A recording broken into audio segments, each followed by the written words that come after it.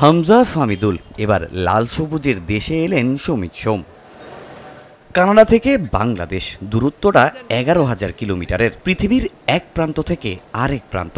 স্বাভাবিকভাবেই যে কারো শরীরে জেঁকে বসবে ক্লান্তি, যার কিছুটা ছাপ আছে সমিতের চোখে মুখেও। তবে দেশের মাটিতে পা রেখে সব ক্লান্তি যেন নিমিষেই উধাও এই মিডফিল্ডারের। এটা খুব এক্সাইটিং এখানে আসতে, সবাইকে দেখতে, আর একটু এক্সাইটমেন্ট আছে ফুটবলের উপরে। সো আমি জাস্ট এক্সাইটেড, আর হোপফুলি আমরা ভালো করতে পারি, পুরো টিমটা ভালো করতে পারি। আমি সবাইকে খুব এক্সাইটেড মিট করতে আর খেলতে। 10 জুন সিঙ্গাপুরের বিপক্ষে এএফসি এশিয়ান কাপ বাছাই ম্যাচ দিয়ে বাংলাদেশ দলে অভিষেক হতে পারে সমিতের। এ ম্যাচের প্রহর গুনছেন দেশের কোটি ফুটবল ভক্তরা। অপেক্ষা সমিতের ফুটবল শৈলী দেখার। লাল সবুজের জার্সি গায়ে তুলতে তর সইছে না সমিতেরও। এটা তো মেইন ফোকাস আমার। আমি তো এটার খেলার উপর চিন্তা করছি। আমরা কোচের সাথে কথা বলছি, আমরা কীভাবে খেলতে চাই, আমার কি রোলটা কি। সো এটার জন্য জাস্ট এক্সাইটেড শুরু করতে, ট্রেনিংও করতে। আমরা 2-3 হয়েছে যে ট্রেন করি নাই ট্রাভেলের জন্য। সো জাস্ট এক্সাইটেড টিমের সাথে ট্রাভেল করতে, সবার সঙ্গে মিট করতে আর খেলাতে ভালো করতে। ভুটান ম্যাচ আবার ঈদ।